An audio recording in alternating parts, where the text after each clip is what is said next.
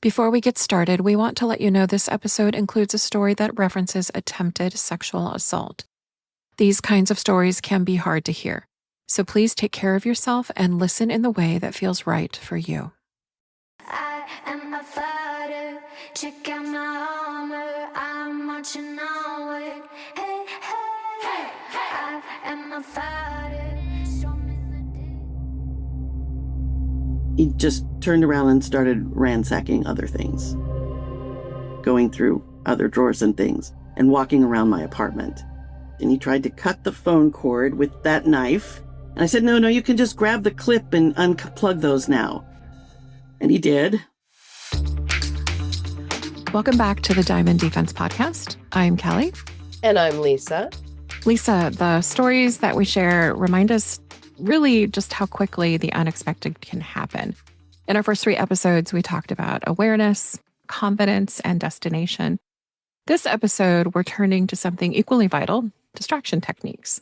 Distraction techniques are the most underrated self-defense techniques, I think, that exist. I think we use them all the time. I hear a lot of different stories about people using distraction techniques, but we don't talk about it a lot in terms of self-defense. Usually we talk about, awareness, confidence, destination, things like that. We talk about physical defense techniques, but we don't talk a lot about distraction techniques. So I'm really excited for this episode today. So I'm going to ask you, Kellie. Oh, no.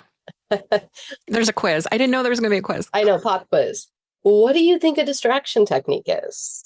I'm going to guess it's somebody's doing something you don't want them to do and you yell, look, there's a fucking purple pony over there. They look and you run away.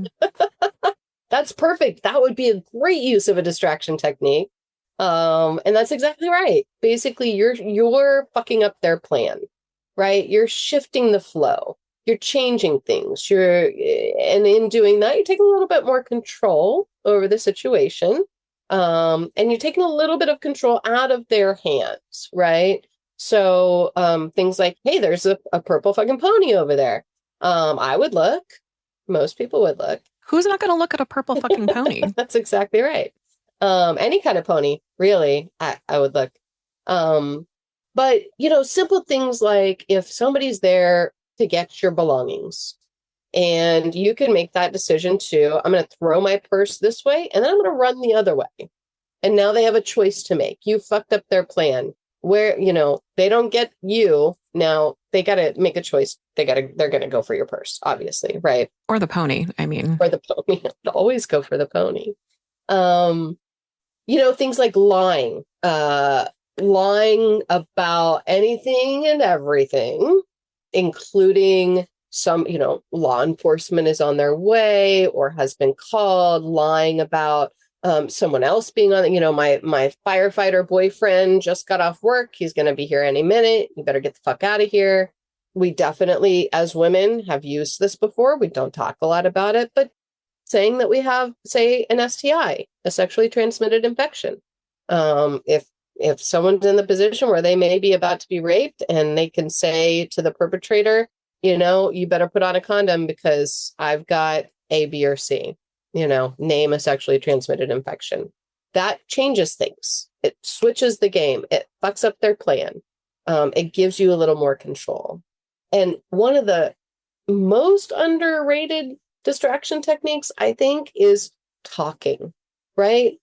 People who commit crimes, people who are predators, are human beings. As much as sometimes they do not act like it, they are, in fact, human beings, and they can be spoken to as such. And sometimes, and they do not expect that, typically.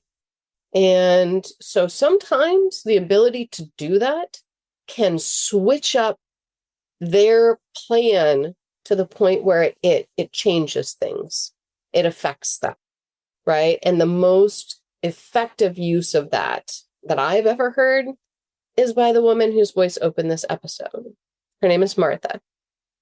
And she's a woman with grit, with grace, and the most incredible story about the use of a distraction technique, like I said, that I have ever heard.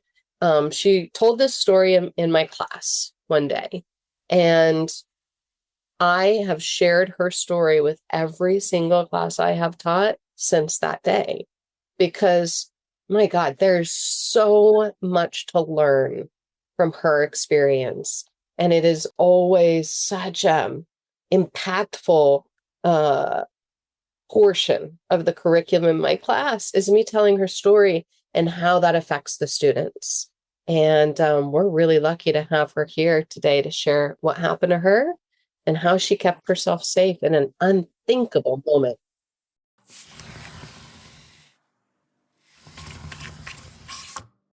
Hello, I'm Martha, and I'm an actress and a singer, and I'm also by day, I do websites for a living from home, which is lovely. I took Lisa's Diamond Defense class twice. The first time was in, I think, 2012. It was right before I was due to have my hips replaced. I had hip dysplasia, and a little bit later I was having to get around on a walker, and I always felt really vulnerable.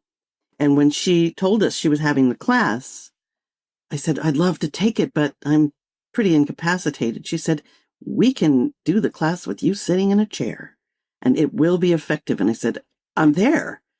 It was a great class. And when I left, I really did feel so much more secure in myself when I was out, going from my car to my apartment at night after a show or rehearsal or whatever. And then I took the class again the next year, I think, when I was back on my feet again and walking around and doing well with my new steel hips. And I even got more out of it because I could do the physical things that were involved. I loved that class, and it gave me it reminded me a lot of the fact that I can defend myself if ever I need to. Lisa, I believe, had asked us, do you have any stories of things that have happened? And it's a story that I've always been really proud to tell because it does, in fact, say that I have, badass qualities. Have you ever wondered how you might respond if the unexpected caught you off guard? Training can give us the skills and confidence to face those moments. Yet life can still slip in through the smallest of cracks. A window left ajar, a moment's pause, a gap in our awareness. For Martha, a night of music and laughter ended with a moment that would test her in ways she never imagined. She reached for her voice. Let's listen to her. I was out one night. Gosh, this was in 1987. I was doing a show, and after the show, the cast decided to go dancing, and then we went to breakfast. So about 4:00 in the morning, a good friend of mine dropped me off at my apartment. And I had only been living at this apartment for about 3 weeks. I was a suburban kid, and this was in Midtown Sacramento, and I didn't have the idea yet that you got to always lock up. Now, I had locked my apartment, but I had left a window latched with a little latch open, partially, just to get some airflow. This was in February or March, and it was still fairly chilly outside. Well, it was starting to warm up, which is why I had the window open a little way. What I didn't realize is that the wood was so dry that with a good push, that window could be forced open. So I got into my apartment, and still with this very, very naive mindset, I looked around and there was a shirt that I knew I had put in the laundry. Nowadays, I would have backed the hell out and gone and gotten some help. And at the time, there were no cell phones, but I would have done something rather than go into my apartment. But I didn't have my mental alarm system really fully yet. I kept walking, and I noticed my TV was missing. Still, my brain, I'm not a stupid woman, really, but my brain said, where's my TV? Maybe my mom came to get it because it was broken. I thought, well, maybe she took it she's going to surprise me and replace it with a new TV. I don't know. I had logic going on. And toward the end of the wall to my right was a door into my bedroom. And I turned to go. I don't know why I was heading for the phone. I'm not going to call my mother at 4 o'clock in the morning, but that was my first thought. And I was grabbed around the throat with one arm, with this guy's one arm, and had a knife held to it with another hand. That knife was from a prop bag from a show that I had done recently and done the props for. And I had put clear tape along the blade so the actors wouldn't hurt themselves. So it was a little kind of weird self-knowledge that if he tried to cut me, it would be hard for him to do. He carried me into the living room, sort of pushed me into the living room, went through my purse, tried to put a coat over my head so I wouldn't see him. And I said, please don't. I have claustrophobia and I would freak out, which is kind of true. And I told him I'm not wearing my contact lenses, so I wouldn't even know what you look like, and I promise not to look at you. Fortunately, he took my word, and he didn't put the coat over my head. And he found in my wallet 2 rings that my mother had made me that were beautiful rings, and they were good craftsmanship, and they were gold with beautiful stones. Anyway, he put them in his pocket. He then picked me up by my neck and into the bedroom and threw me on the bed and went to search the dresser drawers to see if there was anything of value in there. There was an envelope full of photos, glossy photos from a show I had done years before. No one who had ever touched those since the developer had put them in there. Really good medium for fingerprints. So he looked through them, and there was a woman in the show who was wearing a little sort of sexy nightie, and he said, who's she? Then he started to put his hands all over me. And I just thought to myself, nope, this is not going to happen. I said, please don't. And he said, why not? And I told him, because no one wants to be raped. And he stopped. He kind of froze. And he took his hand off of me, or his hands off of me. And he didn't say anything. So I'm not sure if he had made the decision to actually not, but he did stop. And ultimately, he did not harm me that way. He definitely was, he had his hands on my breasts, and I needed to stop him. And I am certain he would not have stopped. I am very lucky that I found those words, and they just happened to find their way out of my mouth. He just turned around and started ransacking other things, going through other drawers and things, and walking around my apartment. And he tried to cut the phone cord with that knife. And I said, no, you can just grab the clip and unplug those now. And he did. So he didn't notice that the knife didn't have cutting power.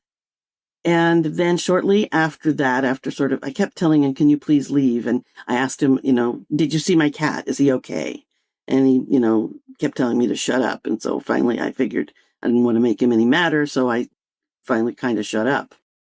Then he left, stopping to take my keychain, which had my car key and my apartment key and my mail key, the only copies.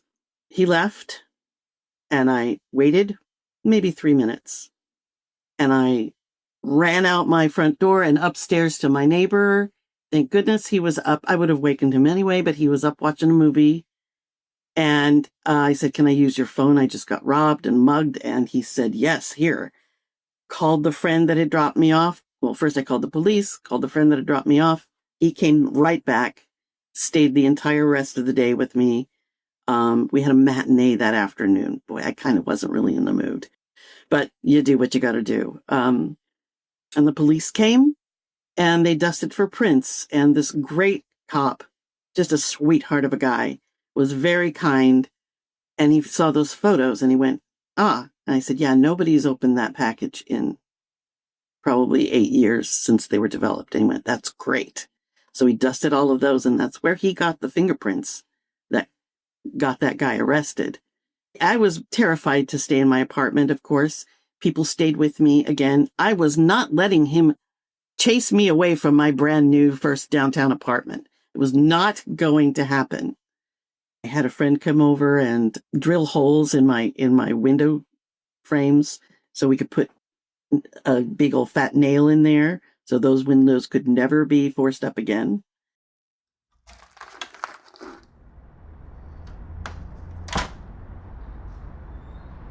The first day I was brave enough to leave the house, I walked to a store about 3 blocks away, and I looked over, and sitting on a curb was this guy in green coveralls, which this guy had been wearing. Turns out it was him. When I went to go to the deposition, there he was sitting, and they asked me to identify him. And I had not seen his face when he was there that night, but I knew his build and his basic, I'd seen his hands. Anyway, and I realized that was the guy I had seen sitting on that curb, which was a little bit chilling. He had done much worse things to, I think, 5 other women after me. I believe he's still in prison for that. Again, it was 1987. So I think 5 consecutive life sentences. He certainly put, even to this day, if I hear a noise in my apartment, which is on the 2nd floor, occasionally it will wake me up at night. And I've only just in the last few years been able to not go into an adrenaline rush that would keep me awake the rest of the night, which is good.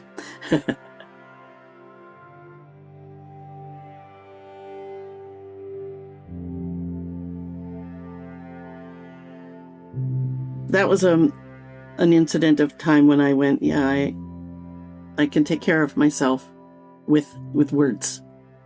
May not always work, but I will certainly use them. I am still almost compulsive about locking the doors, but give me that compulsion. I'll take that compulsion.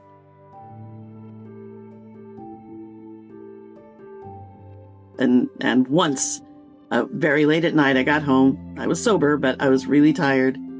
And I closed the door, had my arm full of things, and the next morning I discovered that I had not locked the door. And I thought, that's never going to happen again. Again, I'm on the 2nd floor. Nobody much comes up here to bug me. But I have occasionally had someone knock on the door and, want me to let them in to use my charger. Pumpkin. Not happening. Nope. My cat did come back. After I had called the police, and my friend had arrived, I called for my kitty, and he was a good boy, and he came home, and I let him know everything's fine, gave him a good pat. Oberon. Yeah, he was my kitty for 19 years. He was such a good boy. Martha's cat came back that night, returning as if to say, not everything is lost. Not everything runs away. Have you ever noticed how courage can be like that too? Once you call on your voice, it has a way of coming back to you when you need it most. That's what Martha discovered. And let's just say, her voice hasn't lost its power. And actually, there was another incident very recently that I was just reminded of this afternoon driving under the overpass down my street.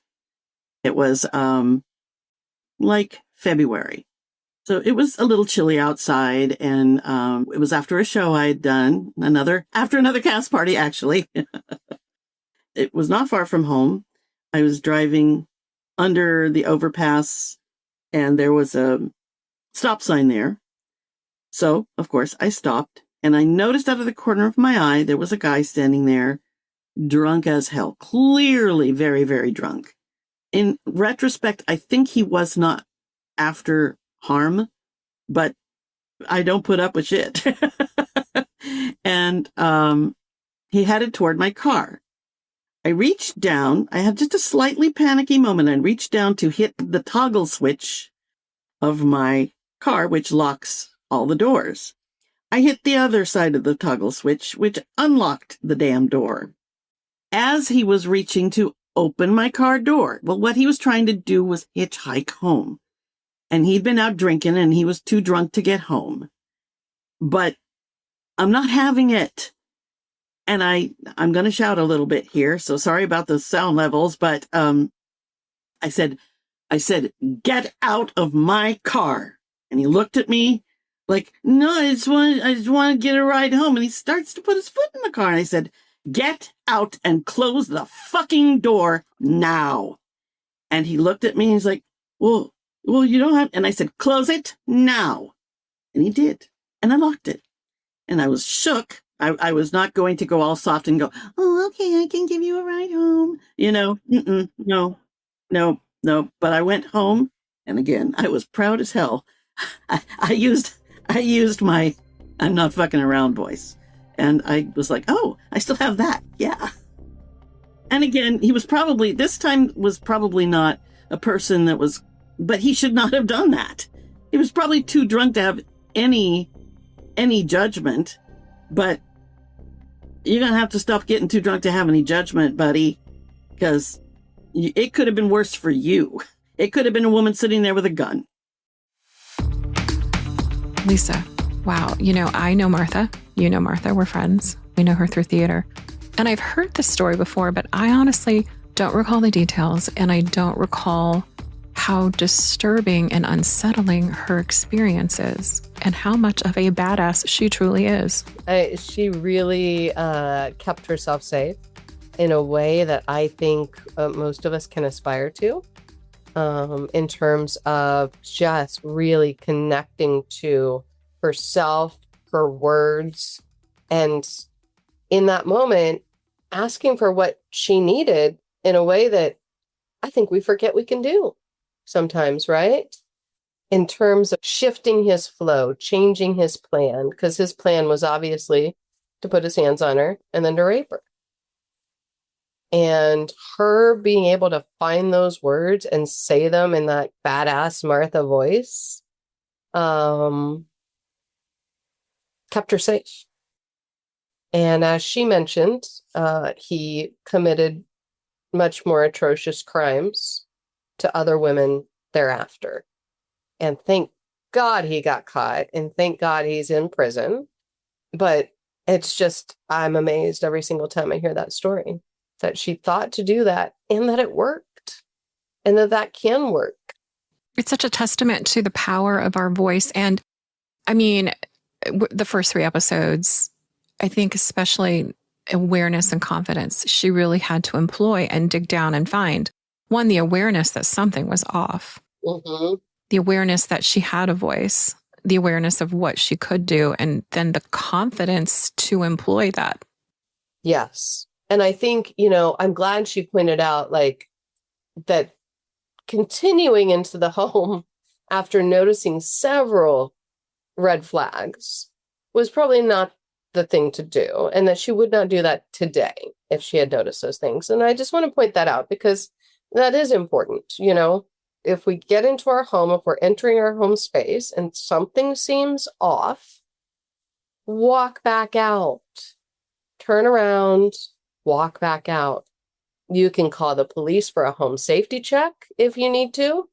They will come. They are happy to do it. I've had my neighbor call in a home safety check for me at 3:00 in the morning because he saw somebody jump over our fence.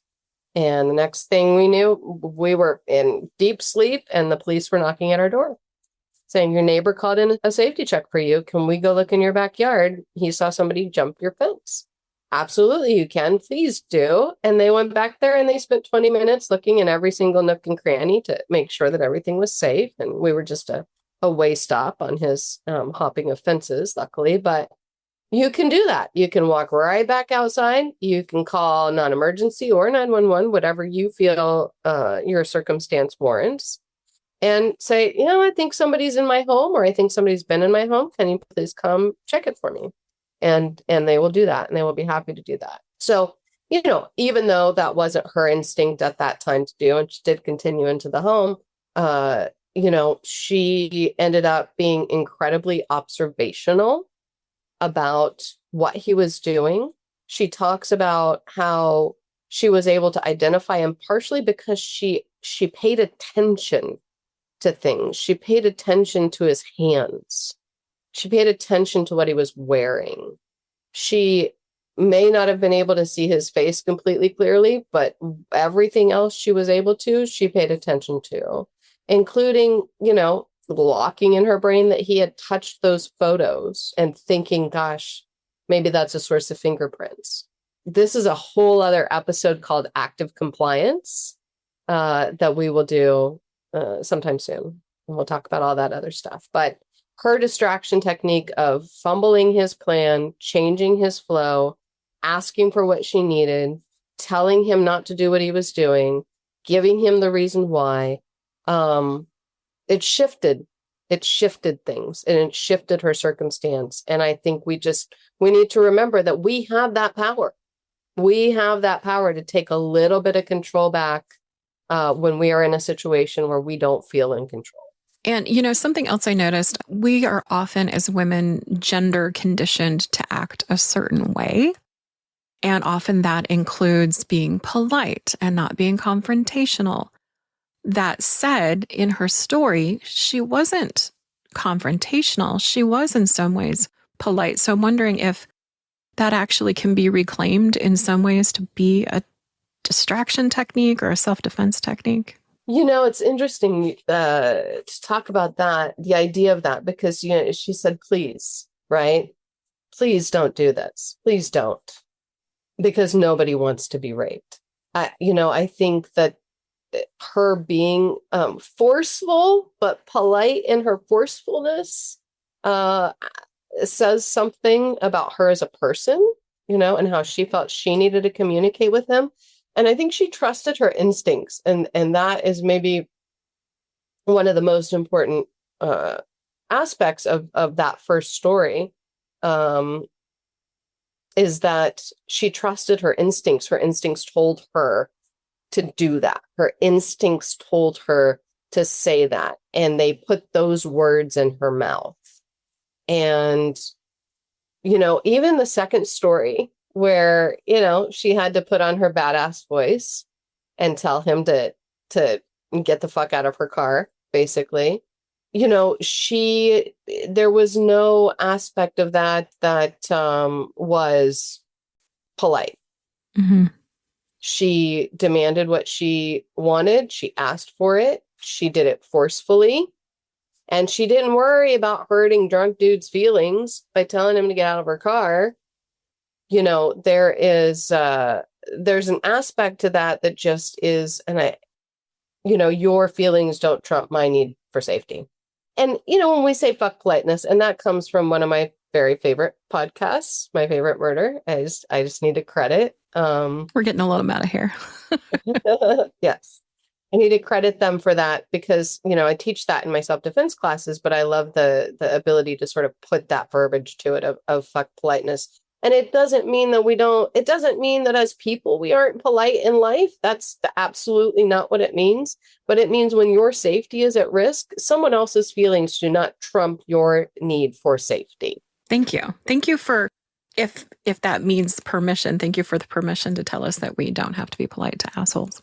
Absolutely. Never have to be polite to assholes.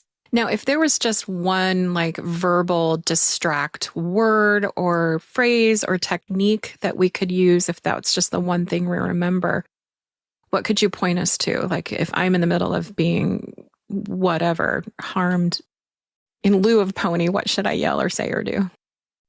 Well, so I have a couple of answers for that. And I think the first answer I have is just the word no is the most universally recognized distress signal. So if you are in a place where there are other ears, within earshot, there are other people, saying no will tell them that there's something wrong going on. It also affects the aggressor, when we say no, right?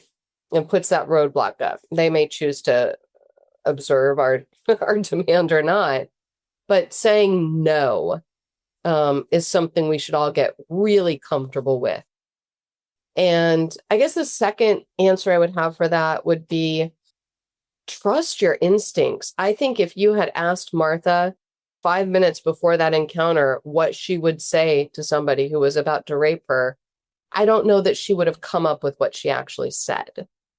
I think the important thing about that is that in that moment, she was present and she trusted her instincts and she did what they told her to do and she said what they told her to say in that moment because,